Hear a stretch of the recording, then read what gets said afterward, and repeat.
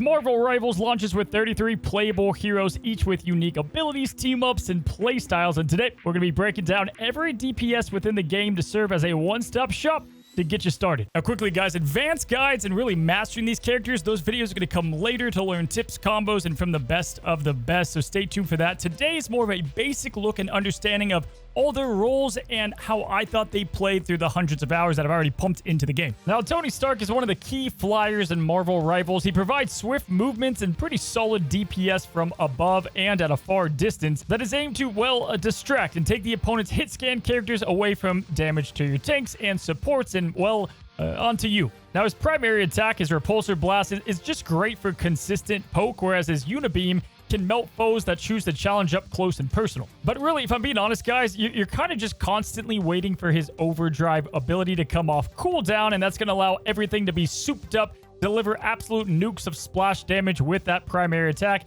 and then your Unibeam becomes this absolute melt shield machine, and it's also great for handling other flyers.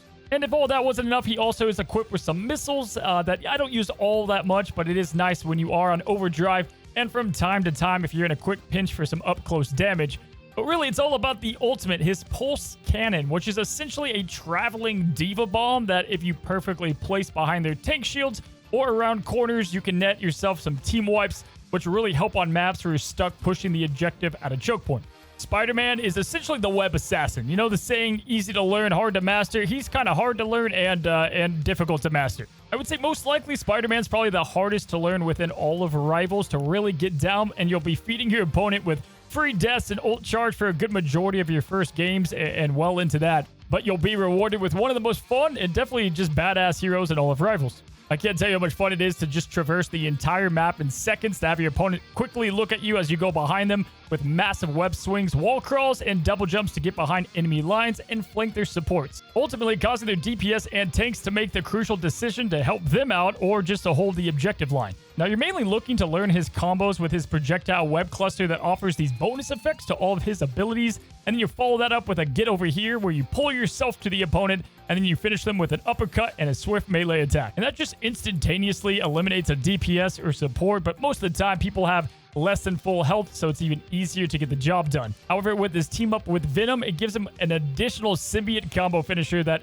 in the beta felt just stupid good. Trust me, guys, you'll know very quickly if your team or their team has a legit Spider-Man. It's painfully obvious. Now, lastly, for his ultimate, you have two kind of uses. If things aren't going the greatest, you get a free shield and you can pretty much instant eliminate lower health characters, or you can wait to use it at the right time and surprise the entire team, which can typically lead to not a full team wipe, but definitely do some insane damage. Okay, so Scarlet Witch is Rivals' probably most friendly newbie character, but don't mistake that for being bad later on, as a good Wanda is absolutely lethal in the later ranks. Scarlet's got a lot of different tools in her kit. You know, you can kind of chip your opponents down while being lost alongside your tank to the opponent, but with her primary Chaos Control, which quick shout out to Shadow the Hedgehog, you should have a pretty easy time locking on to some of the more agile characters such as Star-Lord and Spider-Man on the opponent's team. Now, also for another option, if you're not in the fight, you can throw a Dark Seal, which is this AoE slow that she has. Nice little thing to kind of throw off your opponents, especially in team fights or in congested areas. Now, what else I love about Scarlet Witch is just how good her mobility is. She's got an ability called Mystic Projection that allows her to kind of go into a ghost form, which allows you to easily escape just bad positioning, ults if you're chasing down someone, or big abilities. And then learning to fly up with Mystic Projection and then hovering with her other ability and then using your primary towards your opponent is one of the key things to help you learn progress with Scarlet Witch. However, let's be honest, most people want to play Scarlet Witch because she has one of the most satisfying ultimates in the entire game. Reality Eraser. Shit, even the name is cool. Like, you can hide behind corners and different parts of the map, and then you could just instantly erase every single person that was caught off guard by your ult. You can die very easily, and you're going to notice this as you get better and your opponents get better, but damn, it's just a fun ability. All right, so Black Panther is kind of the melee assassin of this game. The whole get in and get out playstyle. You're going to need to have a good understanding on who your prey is, mainly being supports and the squishy DPS, and then you pounce on them with all of his abilities that combo and support one another. Now, the Panther's main objective is to inflict his enemies with vibranium marks, and then you reset your cooldowns by hitting these same opponents, dealing even more damage the lower that his health is. You're going to look to throw his spear into his dash, into his primary, into another dash, and that'll be a key early combo to learn to KO most duelists in the game. Again, looking for these injured characters makes this process even easier as he does thrive on eliminations. But his con is he doesn't have a lot of attacks from a distance. You're going to have to get up close and personal. But if you are caught out of place and on cooldown and you don't have your abilities reset, you're going to die pretty quickly. He also has some good mobility with wall running and double jumps. And his ult is really nothing like a team wipe show-off ability, but more of another combo finisher that can lead to big damage and crazy chains. Not to say that you can't KO a lot of people, but that's not its main purpose. Now, Namor is incredible for high, consistent damage, summoning the creatures of the deep to help do his bidding via 2 turrets he has access to that he can throw down on choke points or flank routes or high congested areas amongst team fights. That can definitely dish out some incredible damage, but this is all while thrusting his trident at a huge distance for big headshots or use his right click for Wrath of the Seven Seas that causes all your turrets placed down to perform an enhanced attack on the nearest enemy. In addition, guys, you're really going to want to play him with Luna Snow as you get an additional turret, but this one also provides a slow effect, which is going to dramatically help his entire kit and just feels much better to play. It's hard to go back when you don't have this. Now, guys, Namor also has access to this protective barrier, if you will, that is a kind of a ball of water in which you can get out of sticky situations and flanks and ults, and you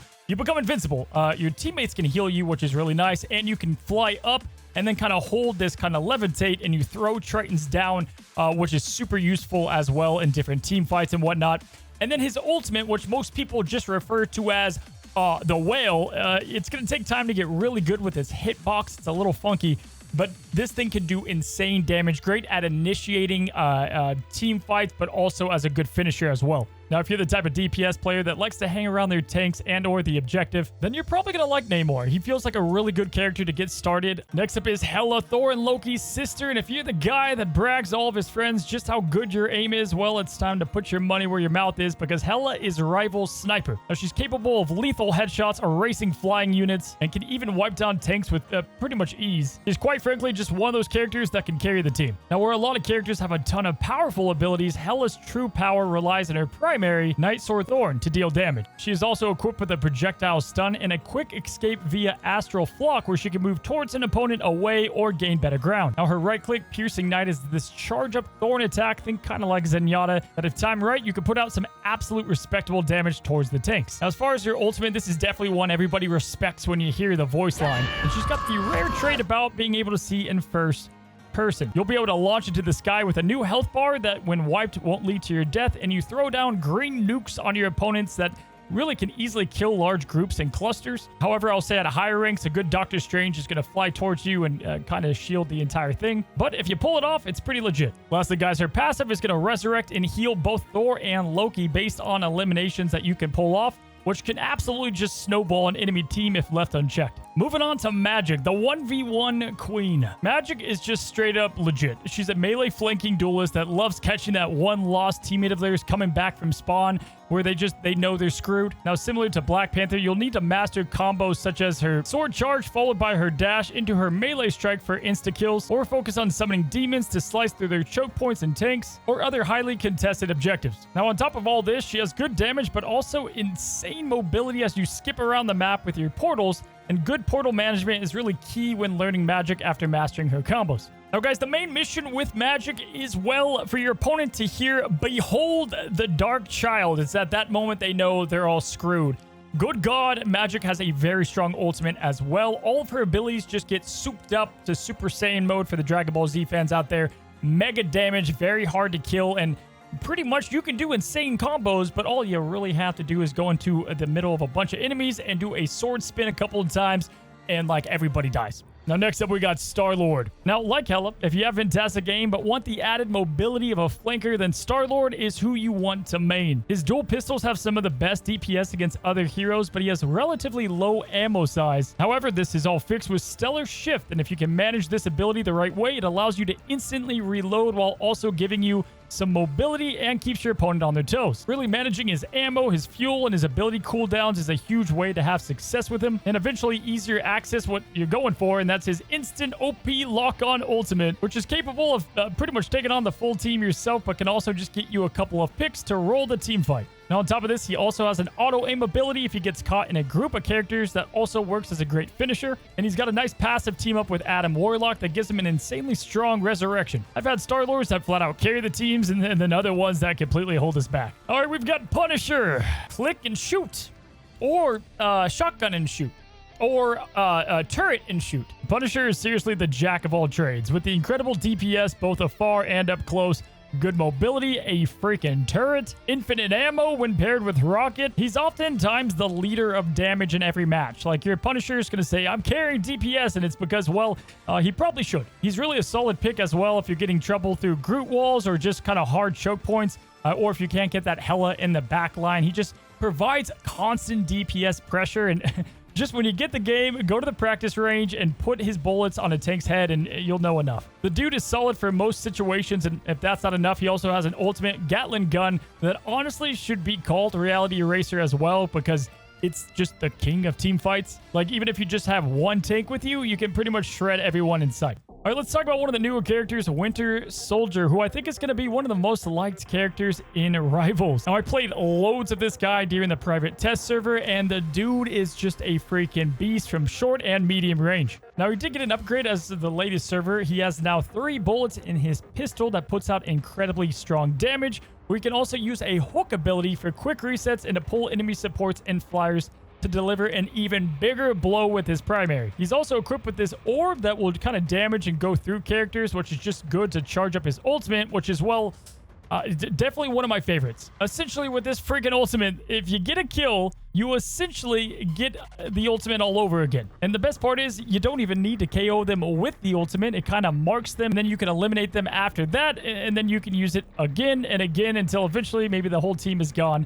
And then on top of all this too, his passive is going to give him extra health as he uses his abilities. The guy has a lot going for him, but I would say you need pretty good aim as you only have 3 bullets and you need to make the most of them. All right, next up is Storm, one of our X-Men in the game, and she's our support DPS, giving movement and damage boost to your allies that all stand in range of you. However, don't let this fool you guys. Her ultimate is straight up one of the best in the entire game. Hurricane is going to deal enormous damage, all while giving you extra survivability, making it the perfect way to initiate those crucial team fights. I will say she can feel like it takes forever to get her ultimate, as she doesn't exactly have a lot of ways to deal damage unless you pair up with Thor, in which she gets a whole extra ability to inflict even more DPS on her opponents, and at times feels almost essential. In all, guys, Storm is quick, she's powerful, she's supportive, really solid for game modes to get your team to the objective first and use the speed, but also putting on damage at the right time, kind of keeping track of a lot of things going on, all while getting your ult charge. So there's a lot to keep track of, and she can feel underwhelming at times, but quite honestly, she could be one of the strongest characters in the game if played right.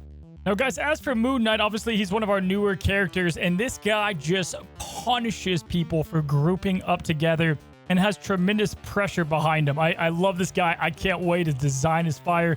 Now, his primary is a crescent dart that is going to be able to chain off a primary target and then bounce to adjacent people, and this kind of stacks up a little bit. But then his right click is the same thing, just does it a little bit more. The guy's got good mobility, he can grapple, he can glide well, and is good at just kind of getting vertical and looking down and punishing. And that goes for the ultimate too, which is probably one of the coolest looking ones in the entire game. You've got just, look at this thing, man. Just devastating damage down below, and ultimately, this will make your opponents just not group together as much, which is really hard to do when you're trying to hold an objective. Moon Knight can just punish them dramatically, and so definitely one I'm excited to get my hands on more, and will be one of the first that I do an in-depth guide for. Now, as for Psylocke, another character that we haven't had access to in all the builds that we've been playing. However, this is your true assassin, right? You've got the stealth mechanic that, even though it's not long, you can get behind enemy lines. And her main attack, her primary, and her shurikens, they deal insane damage, like really good burst potential here with Psylocke. Her ultimate is not exactly like the team killer, but you can definitely kill squishies with her, which is nice.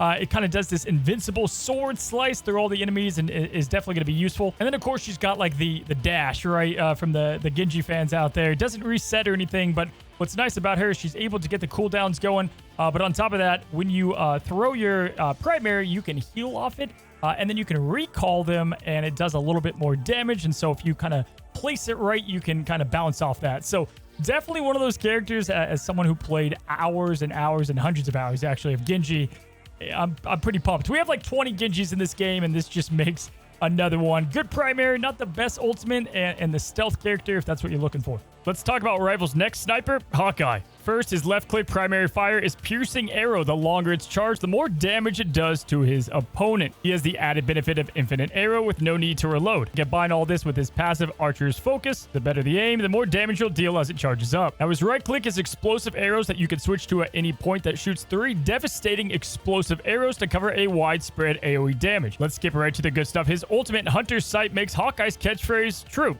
He can't miss. You'll see after images of enemies in his view, and damage dealt to these transfer to his primary target on top of giving him his passive charged at all time for maximum damage. Now, Crescent Slash helps create distance between Hawkeye and his opponent, unleashes his katana, and deals a moderate amount of damage, but it's best used for the all too satisfying knockoff on maps. Now, Hypersonic Arrow can pierce through multiple enemies and bring flyers grounded, making him one of, if not the best DPS against pests like Iron Man and Storm. Now, his melee Ronin Slash is a regular melee, but it also has the added effect of deflecting all incoming projectiles, which will take some time to get used to, but looks crazy when perfected. Lastly, Hawkeye's mobility is somewhat limited, but he is equipped with a nice double jump to gain advantage. Listen, if you like to aim for the head and snipe while focusing mainly on his primary rather than abilities, he might be the perfect hero to main for you. And guys, that's pretty much it. Hopefully this more basic look at these characters helped you understand their role in Marvel Rivals and what they're meant to do within the game. Again, we're going to have a lot more advanced guides and really break down their combos and everything you need to know if you're looking to master to main